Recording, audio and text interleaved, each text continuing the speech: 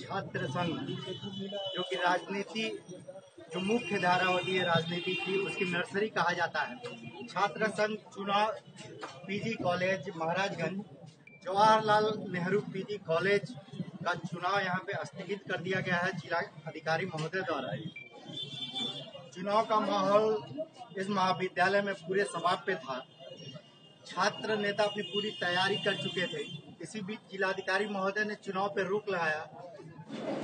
धरने पर बैठे हैं त्रिभुवन वर्मा, पूर्व अध्यक्ष छात्र संघ महाराजगंज, आलोक रंजन दुबे, मनीष पटेल और नीरज अग्रहरी।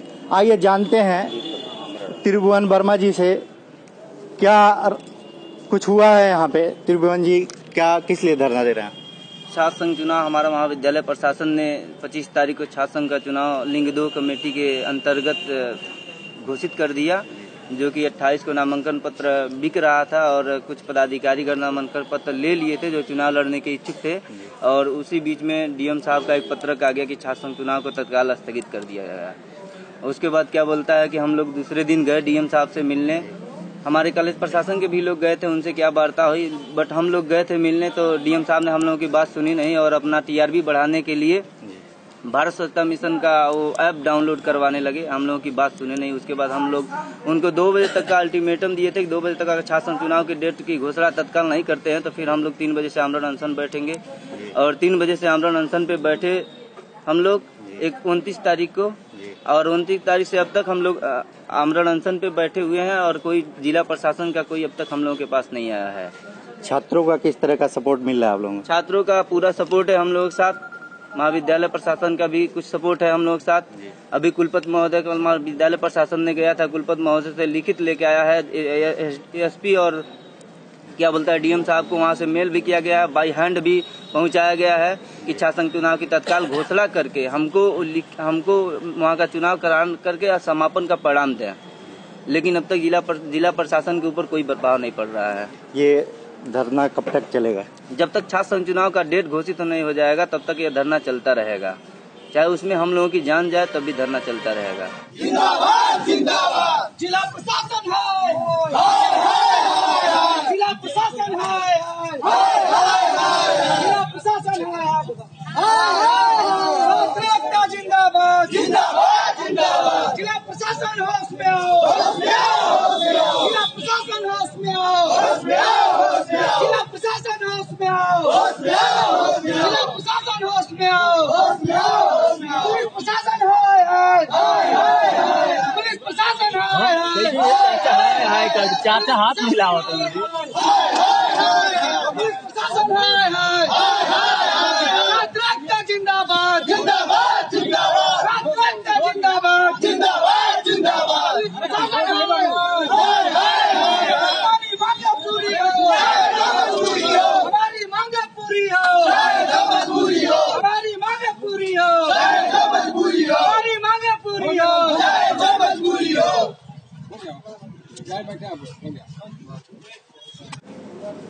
कांग्रेस के प्रदेश महासचिव राकेश गुप्ता जी, लगातार इनका समर्थन छात्रों को मिल रहा है। आज भी अपना समर्थन देने के लिए यहाँ पहुँचे हैं। क्या गतिविधि हो रही है यहाँ पे?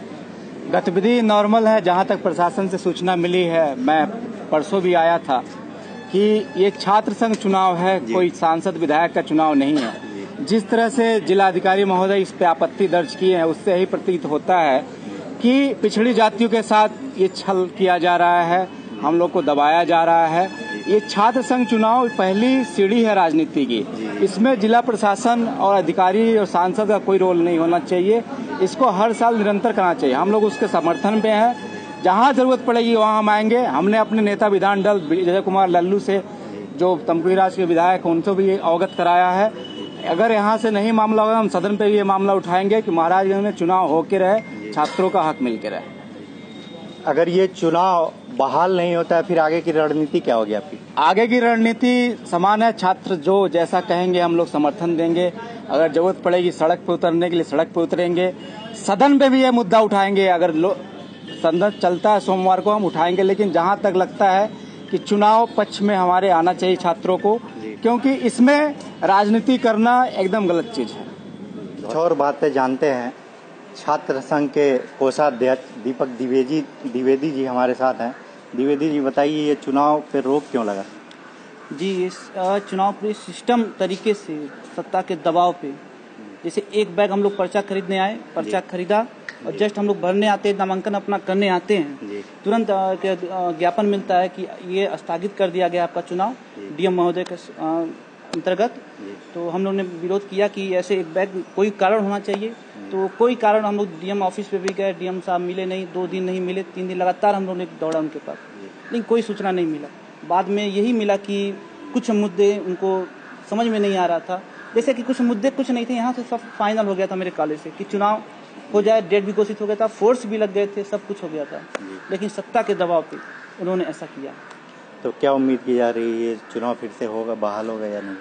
जी, उम्मीद यही की जा रही कि आज लगभग हम लोग बहुत प्रयास किए और संघर्ष किए, अगर डीएम साहब का आदेश होगा तो फिर आज चुनाव बहाल होगा। संघ महाराजगंज छात्र नेता गोपाल, जो कि महामंत्री पद का चुनाव लड़ रहे हैं, उनसे जानते हैं क्या कुछ घटित हो रहा है यहाँ पे महाविद्यालय में, बताइए।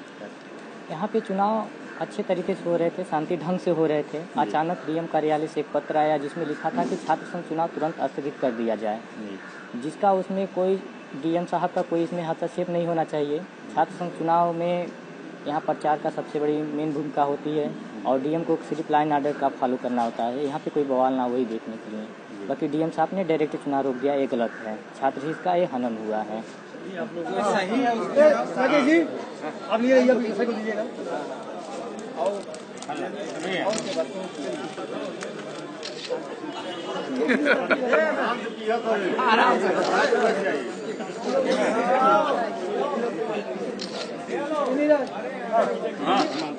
फोटो भी खींच लो,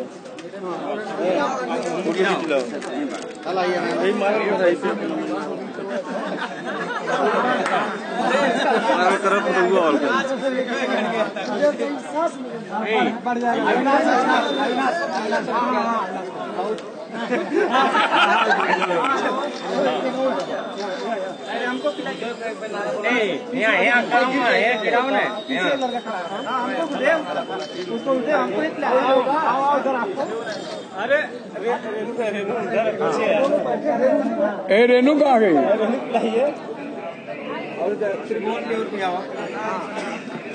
महेश बड़ी त्रिपाठी जिंदाबाद जिंदाबाद, महेश बड़ी त्रिपाठी जिंदाबाद जिंदाबाद, महाविद्यालय प्रशासन जिंदाबाद जिंदाबाद, प्राचार्य महोदय जिंदाबाद जिंदाबाद जिंदाबाद, प्राचार्य महोदय जिंदाबाद जिंदाबाद जिंदाबाद।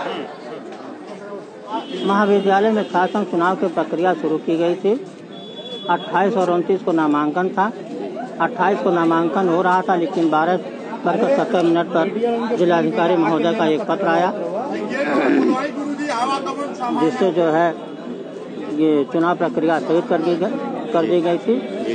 कुछ जो आरोप थे, कुछ छात्र नेताओं के द्वारा जो आवेदन पत्र जिलाधिकारी महोदय को दिए गए थे, जिनमें आरोप जो लगाए गए थे, उनका हम लोगों ने समुचित उत्तर दे दिया था। लिखित उत्तर पाने के बाद जिलाधिकारी महोदय ने आज पुनः स्थगित चुनाव को पुनः बहाल कर दिया है, जिससे छात्र संघ चुनाव अब आगे जो जहां रुकी थी प्रक्रिया वहीं से पुनः आगे शुरू की जाएगी और 10 तारीख को इसकी वोटिंग होगी, मतदान किया जाएगा।